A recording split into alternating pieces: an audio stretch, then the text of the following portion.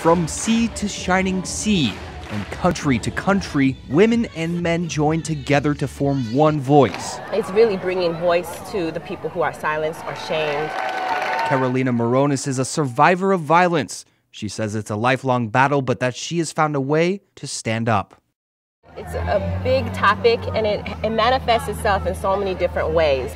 It could be verbal violence, it could be physical violence, sexual violence, and it's just important to bring awareness to it so that we can stop those patterns. All over the globe, as one voice, men and women dance to the face of negativity, to stop violence against women, and to remind everyone that the issue will not just disappear. Taking something as dark and as depressing and as tragic as domestic violence and rape, to be able to find the power to dance in the face of it is in itself a revolution. The theme here, that 1 billion women violated is an atrocity, but 1 billion women dancing is a revolution. My grandmother's generation didn't have a choice. My mother's generation fought for the choices that I enjoy.